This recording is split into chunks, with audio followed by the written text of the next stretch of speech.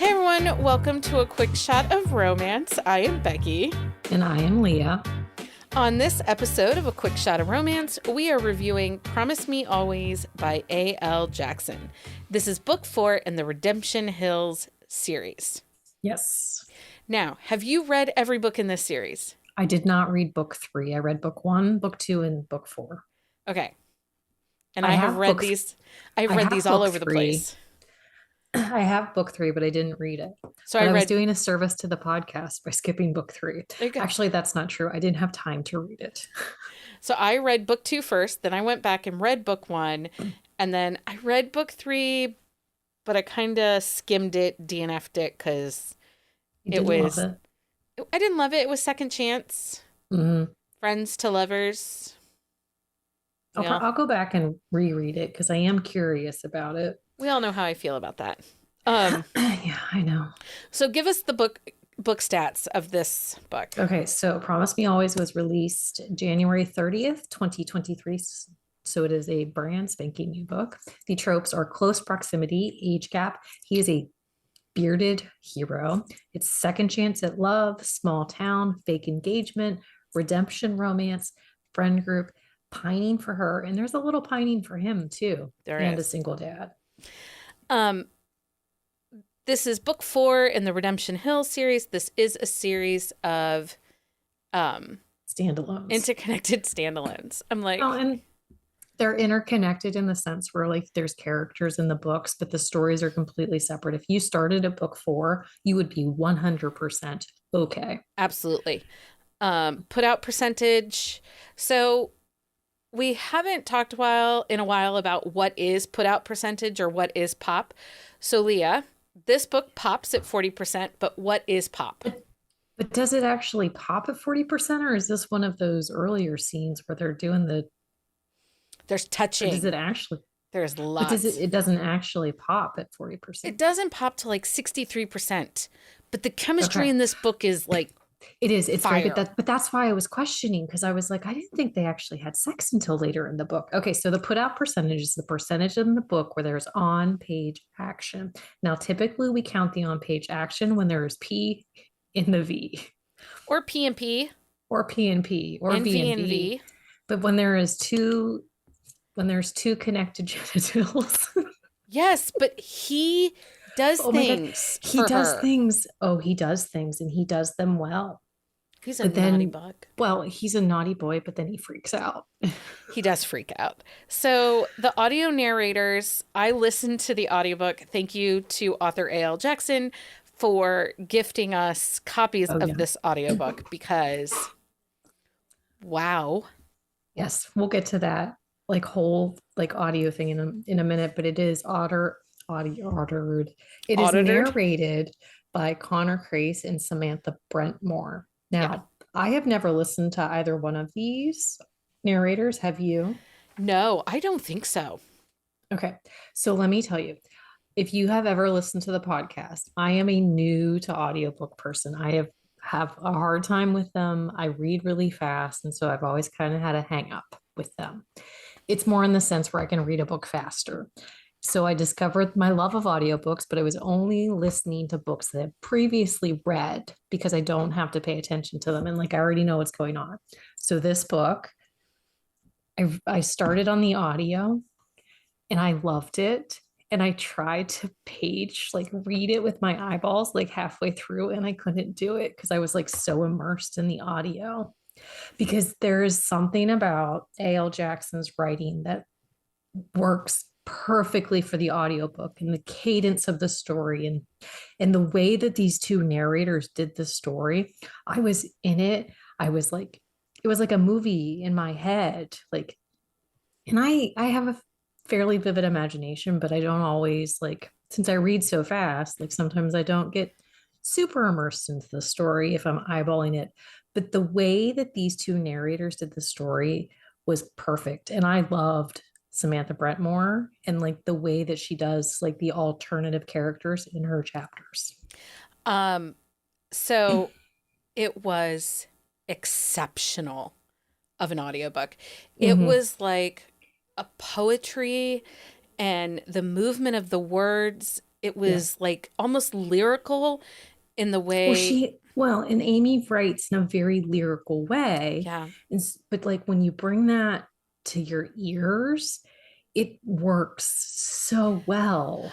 Connor and Samantha brought these characters to such life. Hmm. Like, I felt Tessa. I heard the grovel, right? It's Tessa, right? Tessa, Yeah, yes. you looked like we all know I changed names. So It's true. It's true. you looked at me like, I'm like, no, I'm pretty sure her name's Tessa. But No, she you are brought correct. she brought her to life. Like you could hear her giggles and her sarcasm, but also Hmm. her hesitancy to open herself up and her, and we'll talk about Tessa and kind of what she is looking for, but there was a searching, a neediness to her personality Hmm. that in the way that Samantha portrayed her character in this book, you felt that and the emotions. Like I ran a gamut of emotions as I Hmm. listened to this book.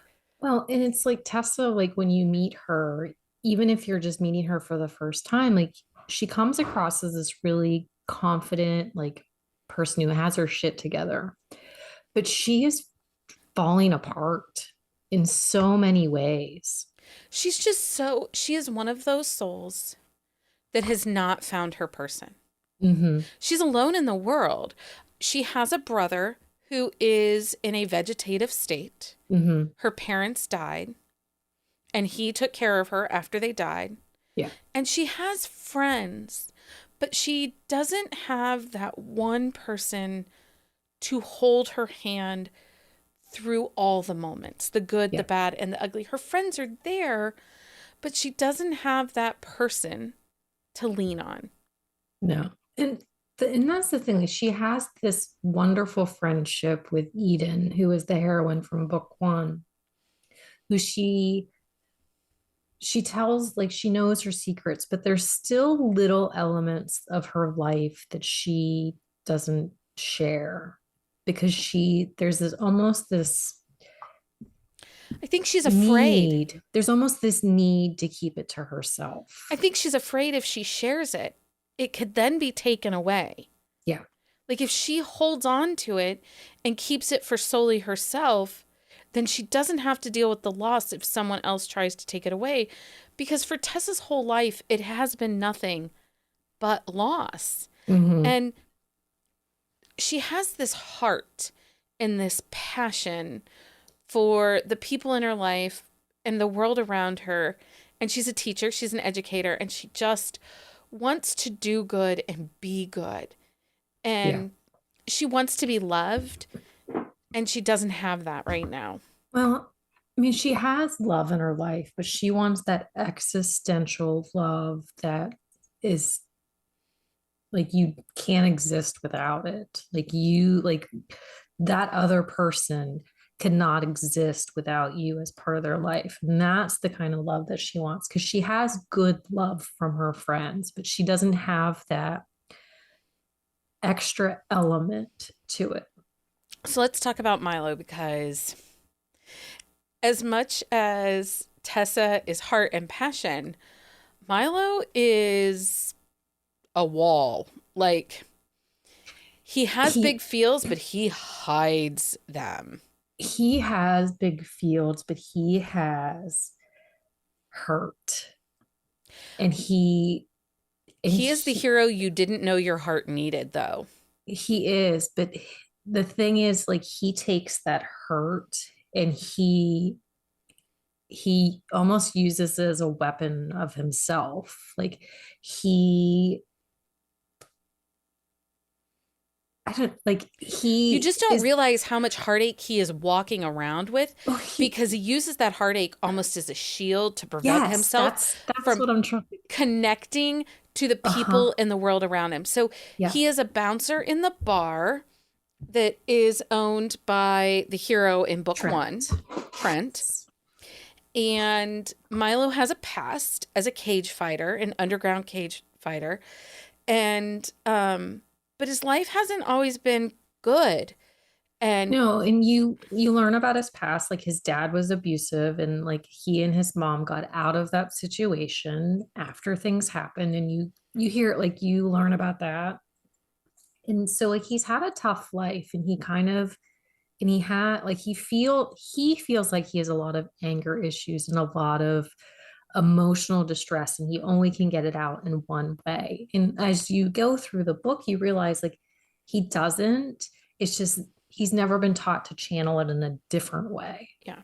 until he has Tessa. Well, until he has Tessa and he's fighting to get his kids back because his Mm-hmm. wife died after being shot, and he blames himself for his Mm-hmm. wife. And in his own grief, he lost custody of his children to his former in laws. Yes, who don't like him at all. No, they blame him for the loss of their daughter, and they keep very tight control over his children. And he's only allowed to see them one afternoon a week and only at the park. Mm-hmm. And that's something else that Amy does, A.L. Jackson does incredibly well, is age appropriate children. She really does. And there's this meeting, like there's the first meeting with Tessa and the kids, and it is heartwarming the connection that she creates with these two little human beings that that you weren't expecting. Like in a single parent romance, like every once in a while, like you'll come across a book where there's just this instant connection with the significant other and the kids. You don't always get that though. Sorry, Becky's like holding in a sneeze and it's No, a really yawn, because we're doing this at late at night. Sorry. anyway, but the connection that the three of them create, just the three of them, without Milo even being a part of it, is really just it was perfect. It was perfect. And really, like, as you listen to Samantha narrate that interaction, I Hmm. had tears in my eyes. Tears Oh for yeah. those kids, tears for Tessa, and tears that Milo is watching this unfold, but there's still this uncertainty to how he is going to move forward to make dreams happen. Well, and I think part of that is he feels like he has this like black stain on life and everything that he touches is going to turn to shit. And like, and there, and you understand that as you learn about his background and you understand like why he feels the way he does. And but you get snippets. And one thing I really like about this book, and Amy does this in some of her other books too, where she does rely on the flashback, but she switches the point of view. So her present stuff is in first person, dual person point of view, but her flashbacks are in third person. And so it really takes you out of the original story and thrusts you into this almost new world. Yeah. And it's a really interesting way that she does those flashbacks. And the way she does these flashbacks, you realize why their pasts are Yeah. haunting them both. Mm-hmm. And we should content trigger warning on this a little bit. Tessa does have an abusive, controlling ex. Yeah. And there is some on page violence. Mm-hmm. Um, okay, but on a whim, they have a fake engagement. I have read quite a few of A.L. Jackson's books, but not everything. I've not read Mm-hmm. her whole backlist. But I don't know if she has any other fake engagement books. I don't think she does. So I was trying to think, does she have a fake engagement? And we will ask her because this will probably come out after we've talked to her, but we will Did ask you make her. a note of this? I will. So they have a fake engagement, and basically Tessa But has it's no, not really a fake engagement. it's not. Tessa has no place to go. Milo offers her a place to stay with him. In the midst of all of this, she realizes that Milo is a single dad, but he does not have custody of his children. Yeah. Milo's whole goal in life is to get custody back of his children. Mm-hmm. And he and Tessa come up with this plan that they are going to become fake engaged to show that he has stability in his life and that he can care for his children again. That there's no reason that the in-laws need to have custody of them anymore. He has dealt with his grief and is prepared to move forward and is making changes in his life and has a future. And that's going to be with Tessa.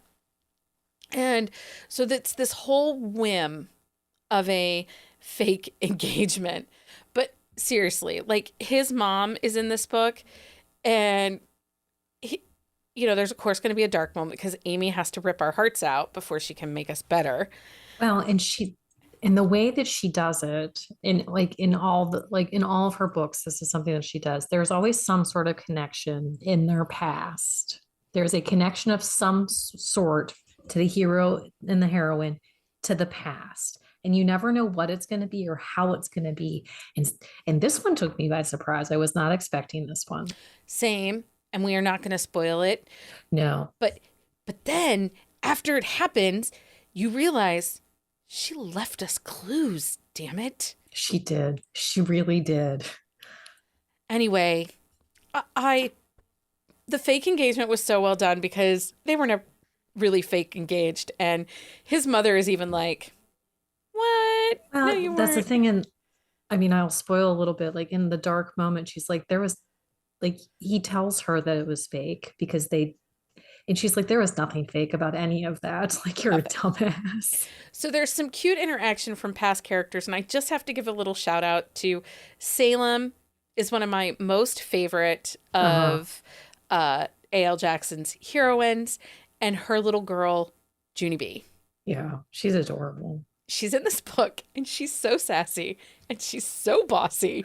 And I don't often wish for next gen books, Oh, she would be a great but next I gen book. need these two because it's got to be the little guy from book one Oh, her engage. because she's bossed him to the point.